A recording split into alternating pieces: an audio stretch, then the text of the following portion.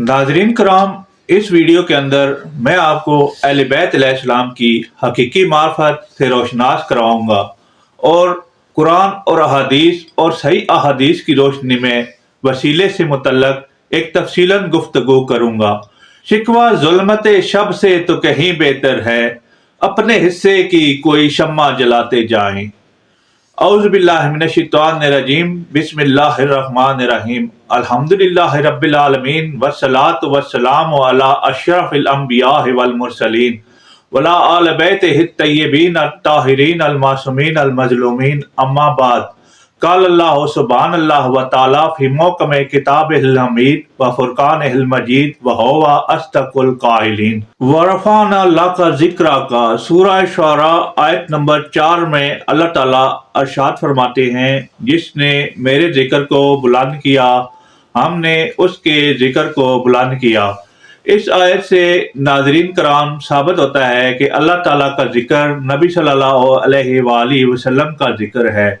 किताब अल अतीक जिल्द नंबर 7 सफ़ा नंबर 67, बहर अल अनवार जिल्द नंबर 1 सफ़ा नंबर 26, नहज अल इसरार जिल्द नंबर 1 सफ़ा नंबर 23 में है कि नबी सल्लल्लाहु अलैहि वसल्लम फरमाते हैं, अव्वलुना मोहम्मद व औसतुना मोहम्मद व आखिरुना मोहम्मद व कुल्लुना मोहम्मद ला तफर्रकू। मुझ में और अली और उसके 11 बेटों में हमारा अव्वल भी मोहम्मद है, औसत भी मोहम्मद है और आखिरी भी मोहम्मद है, और हम सब मोहम्मद हैं, हमें अलग मत समझो। इस हदीस और मेरी पहले बयान करदा आयत से साबित होता है कि अल्लाह का जिक्र बुलंद करना नबी सल्लल्लाहु अलैहि वसल्लम का जिक्र बुलंद करना है। नबी सल्लल्लाहु अलैहि वसल्लम का जिक्र बुलंद करना अली और अली के 11 बेटों का जिक्र बुलंद करना है। गुफ्तगू को आगे बढ़ाते हुए मजीद वदात करना चाहूँगा कि इंसानी जिस्म के हर हिस्से पर ज़कात वाजिब है। ये ज़कात फ़कत इबादत की सूरत में अदा की जा सकती है।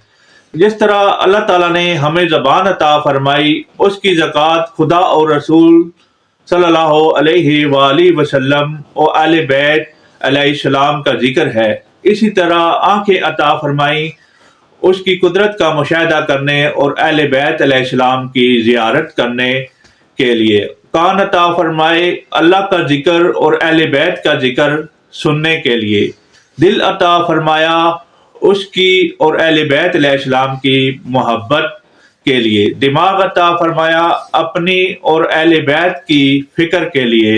हाथ अता फरमाए, उसकी और अहले बैत की राह में खर्च करने के लिए। अगर मैं अपने अकीदे पर आऊं तो सीना अता फरमाया मातम हुसैन के लिए।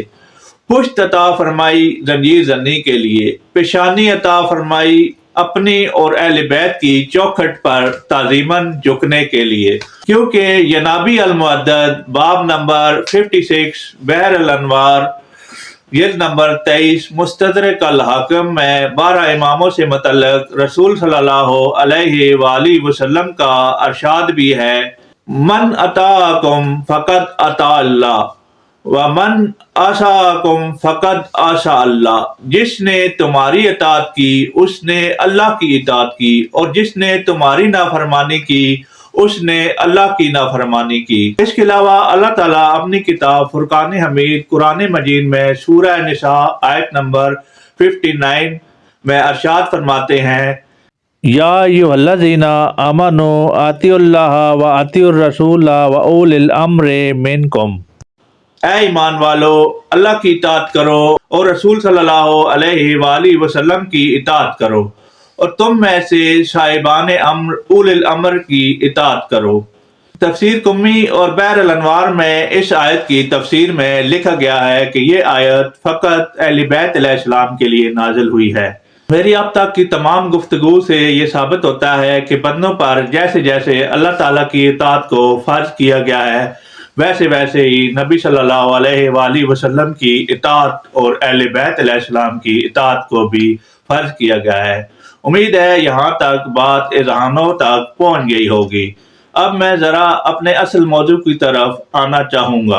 अल्लाह ताला अपनी किताब कुरान मजीद फुरकान हमीद में सूरह मायदा आयत नंबर 35 में अरशाद फरमाते हैं, یا ایھا الذین آمنوا اتقوا اللہ وابتغوا الیہ الوسیلہ، اے ایمان والو تم خدا سے ڈرو اور اس تک پہنچنے کے لیے وسیلے کی جستجو کرو۔ کچھ حضرات نے اس وسیلے کا ترجمہ نماز اور قرآن قرار دیا ہے، لیکن میں سمجھتا ہوں کہ نماز اور قرآن ایک ذریعہ تو ہیں لیکن وسیلہ نہیں، کیونکہ وسیلہ صرف وہی ہو سکتا ہے جس نے اس نماز اور قرآن کو بھی ہم تک پہنچانے میں مدد فرمائی۔ اللہ تعالیٰ اگر چاہتے تو ڈائریکٹ ہمارے دلوں میں نماز کا طریقہ اور قرآن ڈال سکتے تھے، مگر انہوں نے ایسا نہیں کیا اور وسیلہ تلاش کیا۔ وہ وسیلہ محمد صلی اللہ علیہ وآلہ وسلم بنے، اور میری پہلی تمام گفتگو کو سامنے رکھتے ہوئے اہل بیت اطہار بھی وسیلہ بنے اللہ کے ذکر کو بلند کرنے کے لیے۔ اب اگر ہم اس مضبوط وسیلے کو چھوڑ کر در بدر بھٹکتے رہیں تو وہ انسان کا اپنا شعور اور اپنا عقیدہ ہے، ورنہ تو کتابوں میں کھلا اور واضح بیان کر دیا گیا ہے، اور سب سے بہترین کتاب قرآن مجید ہے، اور تمام بیان کردہ گفتگو کو سامنے رکھتے ہوئے میں یہ سمجھتا ہوں کہ اس سے بہترین قرآنی دلائل کوئی اور ہو نہیں سکتے۔